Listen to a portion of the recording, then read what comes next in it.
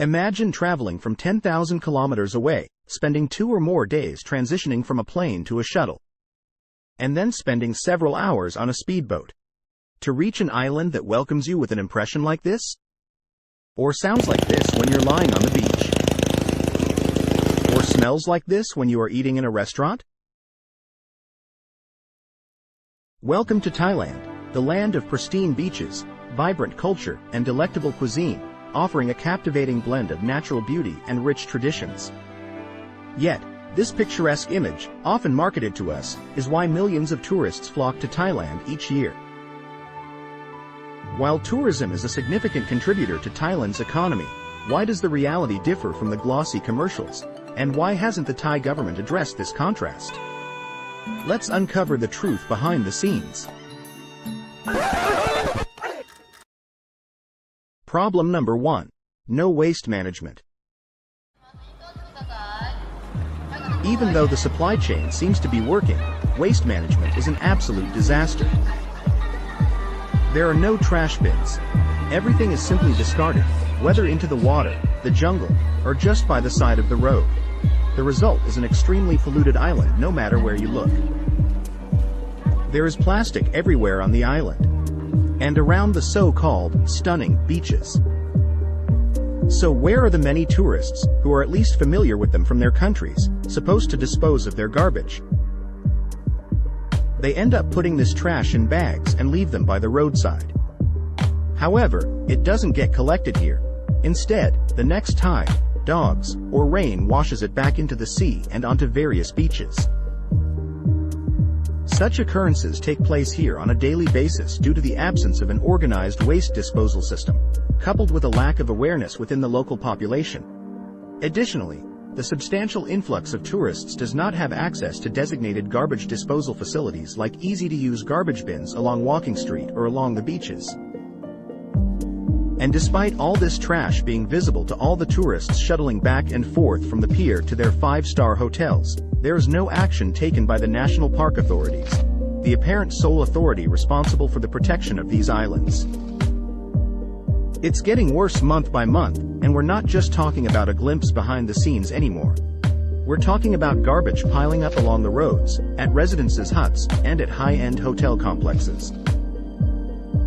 The saddest part is that countless tourists, during their vacations, willingly engage in either individual efforts or participate in organized cleanup activities led by expatriates living in the area to clean up the ever-increasing garbage from the beaches.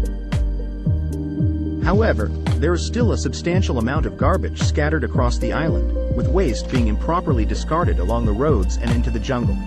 This includes metal items such as refrigerators, air conditioners, oil bins, sleeping mattresses, and various construction materials.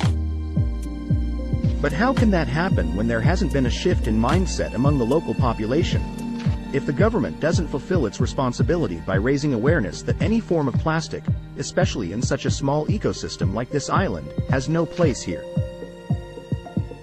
As long as there is no change in this regard, the practice of cutting fruits and packaging them in plastic, followed by the use of plastic bags for the sake of convenience, will persist. This not only contributes to plastic waste but also illustrates a lack of awareness about the importance of using more eco-friendly packaging options. It is disheartening to see that this behavior is undermining the very ecosystem upon which we rely. In essence, we are damaging the environment that sustains us, akin to cutting the very branch we are seated on.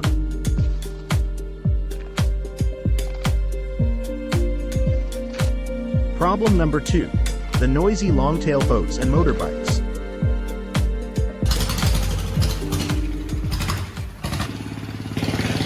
In the so-called Maldives of Thailand, it is a widespread myth that the louder an engine, the faster it is and the less fuel it consumes. Just as with the waste issue, it appears that there are no regulations on this island. Many of the longtail boats in operation here have noise levels of 120 dB and above. The experience for the countless tourists taking these boats on their 4 to 6 hour trips must be unbearable. The same applies to those who want to relax peacefully on the beach, read a book, or seek relaxation at one of the numerous massage spas. The growing dissatisfaction, Whether caused by the constant noise of longtail boats or the visible litter on the island, leads many visitors to vent their frustration on online platforms such as TripAdvisor or Google.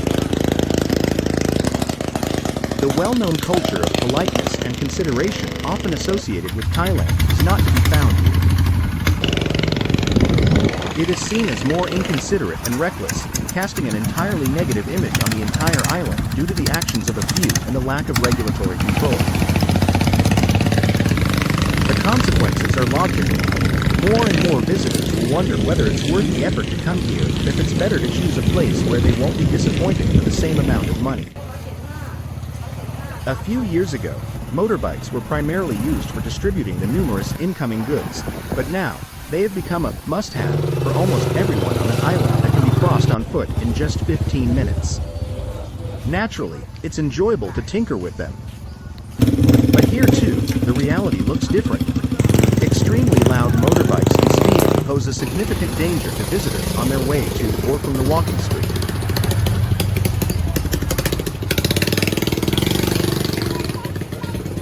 Here, the rule of the strongest prevails as motorbikes speed past mere inches away, proving to the island's numerous visitors that their experiences of a day at the beach were no exception. There is no intervention by local authorities, which explains the significant changes in recent years and the increasing negative reviews on the internet. If things continue as they have been, with no action taken by the authorities, this island will soon earn itself a new nickname in the world's attention. Moreover, this island offers all the potential to become a globally renowned project in the field of nature conservation and sustainability.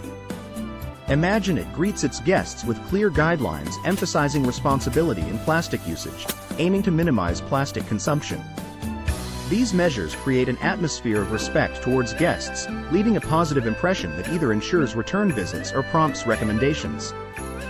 They instill a sense of pride in guests for being part of such an experience, all while upholding the island's worldwide reputation for pristine beaches, vibrant culture, and delectable cuisine, providing a captivating blend of natural beauty and rich traditions. It's finally time to wake up and make this island great again.